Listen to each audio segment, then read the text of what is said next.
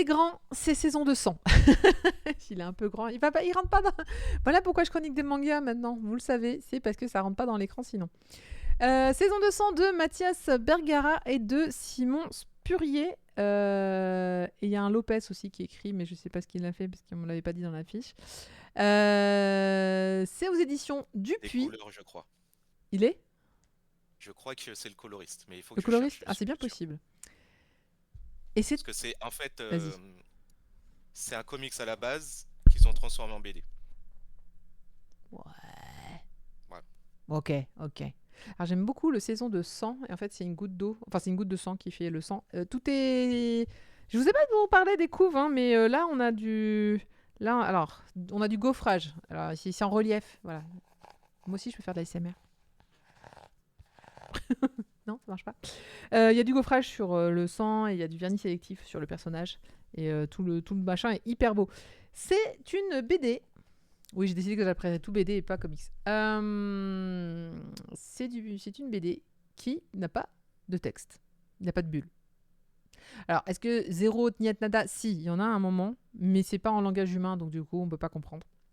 C'est entièrement des illustrations d'une histoire. Enfin, c'est pas une illustration, c'est... Voilà, bah tiens, ça tombe bien. Voilà.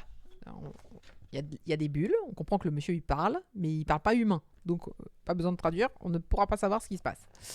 Euh, Et ça commence avec un enfant, une enfant, qui est dans le creux d'une main d'un espèce de grand robot. Alors armure plutôt, pas robot, armure, d'une grosse armure. Et cette armure, en fait, va tout simplement défendre cet enfant pendant toute sa vie. Et cette armure, elle a des pouvoirs, elle peut faire des choses, elle est incroyablement puissante. Elle a des ennemis aussi, alors des ennemis qui sont des animaux, mais pas que. Et en fait, on va voir cet enfant grandir sous le regard donc de cette armure. Mais on ne sait pas comment cet enfant est arrivé là. On ne sait pas d'où cette armure est arrivée là. On ne sait pas d'où elle tire ses pouvoirs. Tout ce qu'on sait, c'est qu'ils vont vivre. Au début, c'est vraiment les 4 saisons. On les voit au début avec l'hiver. Et ils vont traverser des paysages et des pays. Et ils vont traverser plein de choses incroyables. Vraiment, les couleurs, les illustrations, tout est splendide, incroyable. C'est un monde vraiment féerique, totalement imaginé, qui est juste sublime. Mathieu Lopez. Oui, Mathieu Lopez. Quoi? C'est un coloriste de fou. Ah bah voilà, bah je le connaissais pas moi. Et alors je vais pas vous spoiler parce que l'armure va retirer sa tête à un moment, donc on va voir à quoi ressemble l'armure. Et donc il n'y a pas de texte. Et c'est littéralement leur échappée, puisque en fait on comprend qu'ils sont poursuivis. On comprend pas bien par quoi ils sont poursuivis, mais ils sont poursuivis. Et partout où ils partent, où ils passent plutôt, va y avoir des morts, va y avoir des problèmes, va y avoir des gens sacrifiés, va y avoir plein de choses. Donc, ok, ça ne parle pas. Mais en même temps, on s'en fout, on comprend très bien l'histoire quand même. Alors, il y a quand même d'autres humains, hein, c'est pas que du... Voilà. Ça, c'est un des vaisseaux. Il y a d'autres humains. Et en fait, je peux pas tout vous dire, mais à vous de comprendre un peu la relation entre ces humains et notre super armure. Mais tout ce que je peux vous dire, c'est que c'est assez incroyablement bien dessiné. Mais toujours, c'est très... c'est saison de sang, hein, donc c'est très, comment dirais-je, violent, c'est très... enfin, pas violent, mais... Ouais, si, c'est un peu violent quand même. C'est pas simple. Je vais dire ça comme ça, c'est pas simple. Regardez-moi ça. Ouais, je vous montre la fin comme ça. Regardez-moi comme c'est beau. La jeune fille en question, au début on la voit jeune, je vous l'ai montré jeune, elle va grandir, on va la voir jusqu'à c'est à peu près 17-18 ans je pense, donc on va vraiment comprendre qu'il y a... Alors est-ce que c'est une saison? Parce que ça s'appelle saison de sang. Est-ce que c'est une saison?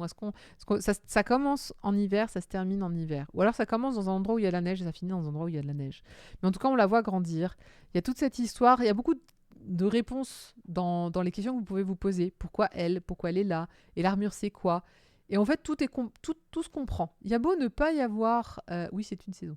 Il y a beau ne pas y avoir de dialogue, il y a beau ne pas y avoir de discours.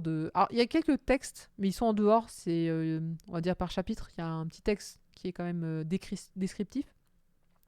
Mais je crois qu'il n'y a même pas besoin en fait, de lire pour comprendre ce qui se passe. Et la fin se suffit à elle-même et la fin est incroyable.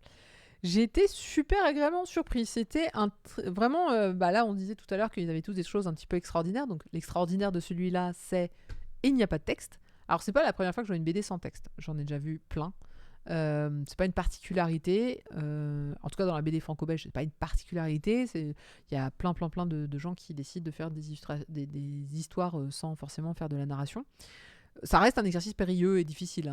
Tout faire passer par le dessin, t'as quand même un petit peu intérêt à t'y connaître, t'as un peu intérêt à faire un bon taf pour ça. Je suis pas étonnée qu'il soit plusieurs là-dessus. Déjà, je trouve ça drôle parce que du coup, on se rend compte qu'il y a un scénariste. Évidemment qu'il y a un scénariste, il y a une histoire. Ouais, un scénariste qui n'a pas fait de dialogue, mais qui a dû quand même décrire, dire, raconter. Et quelqu'un qui a dû mettre en scène, et quelqu'un donc coloriste. Et je suis pas étonnée que ce soit un coloriste de génie parce que franchement, des dessins comme ça, tu vois, ça m'a fait penser à des vieilles séries comme. Faut savoir que les couleurs, l'histoire de la couleur dans la BD, elle est mouvante aussi bien que le graphisme dans les mangas. C'est-à-dire que on colorie pas aujourd'hui comme on coloriait comme on faisait les couleurs il y a 20 ans, 30 ans, 40 ans. Les techniques ont évolué, l'ordinateur est arrivé, il y a plein de choses qu'on fait différemment. Pour autant, dans Saison de sang, le coloriste et d'ailleurs même le dessinateur, tous les deux, clairement, sont des grands fans de Métal Hurlant ou de Mobius, ou les deux mélangés. Et c'est sympa. Enfin, quand tu as un peu de référence en BD et que tu arrives à retrouver... Alors, cette ils vont me dire, mais non, pas du tout. En tout cas, moi qui ai lu ces BD-là et qui ai grandi avec celle-là, je retrouve un peu, notamment dans les couleurs Métal Hurlant, très clairement, le fouillis de couleurs chaudes, mais pas que d'ailleurs. Mais moi je trouve que c'est un truc qui était très propre à Métal Hurlant de faire ce type de mélange. Et là, par exemple, et ça, par contre, c'est Mobius. Et d'ailleurs, beaucoup de décors, je trouve que c'est beaucoup de l'imaginaire de Mobius. Mais un personnage... les personnages bleus comme ça, je sais pas. Vous me direz si vous... Agree to disagree, on a dit, donc vous avez le droit de ne pas être d'accord avec moi. Après, j'ai d'autres références... Alors, je peux pas montrer cette planche-là, c'est quand l'armure enlève son masque. Mais je trouve qu'il y a plein d'influences de très grands artistes et ils ont fait super bien. Enfin, vraiment, Saison de sang, c'est une perle. Vous cherchez un one-shot à acheter, à offrir, celui-là, je pense qu'il rate pas beaucoup. Il rate vraiment pas beaucoup, peu importe à qui vous l'offrez. C'est à la fois poétique. Alors, j'ai dit que c'était un peu violent, certes, mais ça reste super poétique. À la fin du fin, je trouve que ça reste super poétique. Et toute l'explication, tout ce qu'ils ont fait autour, vraiment, tout prend sens. Et en fait, je trouve que c'est un truc que tu lis 2 fois. Moi, je l'ai lu 2 fois. Je l'ai lu la première fois, j'ai vu la fin, j'ai fait, je vais la relire. Maintenant que je sais le pourquoi, du comment, de tout, ça m'a donné vraiment envie de le relire et d'avoir un œil complètement différent sur la seconde fois où je l'ai lu. Tout d'un coup, tout faisait sens. C'est comme si tu fais un puzzle à l'aveugle et ensuite tu le refais, mais cette fois tu sais la finalité. Du coup, ça rend l'exercice vraiment très différent. Alors, si vous ne connaissez pas Moebius, plein de gens s'en ont inspiré. C'est un immense artiste décédé. Même Miyazaki se dit très inspiré de Moebius, enfin vraiment, et inversement d'ailleurs, je crois. Donc vraiment, quand je dis que je sens des inspirations, c'est que les gens qui ont fait ce bouquin ont été élevés, selon moi, avec de très très bonnes valeurs et des BD incroyables. Il est grand, c'est son seul défaut, parce que du coup pour le ranger ça va être compliqué. En fait, il est pas si grand que ça, si. Ouais, si, il est grand. Il est aussi grand que L'Orfèvre, je pense. L'Orfèvre doit être... On n'a plus l'habitude avec les mangas, mais taille BD. Ouais, il est aussi grand... Non, il est même plus grand que L'Orfèvre, tu vois. C'est chiant, les BD qui n'ont pas toutes les mêmes tailles. Dans les bibliothèques, c'est chiant. Taille BD, je suis pas très très sûre. Moi, j'aurais mis taille plus que BD, parce que tu vois, là-haut, j'ai des BD classiques qui sont niveau tranquille. Et j'ai les BD, tu vois, type bizarre, et elles sont plus hautes. Je peux même pas le prendre dans mon bibliothèque, elle est trop grande. Là, ça va être galère. Moi, ça rentre. Franchement, ça rentre. J'ai des trucs plus chiants que ça qui sont rentrés, donc normalement, ça rentre. Alors, je suis en train de chercher là les trucs, mais j'ai des artbooks, j'ai des grands artbooks et s'ils rentrent, c'est bon. Ouais, je vais le laisser près de mes livres d'art. Qu'est-ce que j'ai noté sur Saison de sang, à part que c'était incroyable, etc. Mais ah merde, non, j'aimais pas le... Mais lui aussi, il a remporté beaucoup de prix. Mais d'ailleurs, tout ce que tu m'as filé a remporté beaucoup de prix. C'est un chef-d'œuvre. Oui. En fait, Pour vous dire, Simon Spurriel est un grand auteur de comics, évidemment. Il a travaillé sur du Constantine. Alors, évidemment, pour faire des bonnes BD de qualité, il n'y a pas des artistes de merde, c'est sûr. Et Mathias Bergara fait, c'est lui qui a dessiné les BD de Son of Anarchy. Donc je pense qu'il y a des gens qui doivent connaître la série avec les Mm. motards là. Donc c'est lui qui a décidé, qui avait dessiné cette BD là. Et je conseille Coda. Si vous aimez le dessin si vous achetez Saison de Sang et que vous aimez beaucoup le dessin, bah, la série en indé c'est Coda. C-O-D-A, qui est du fantastique.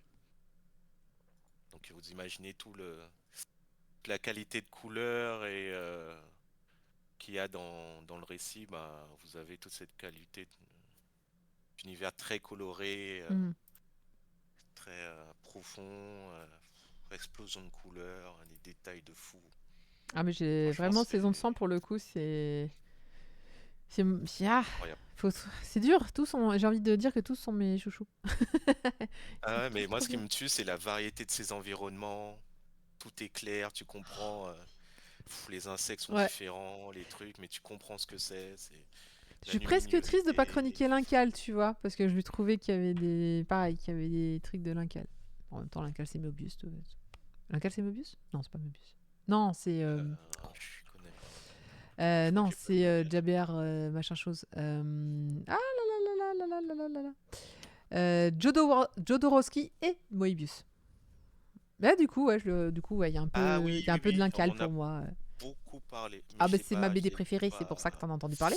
Quand on parle BD, je te dirais alors. C'est ça, j'adore aussi. Oh bravo Béna. Effectivement.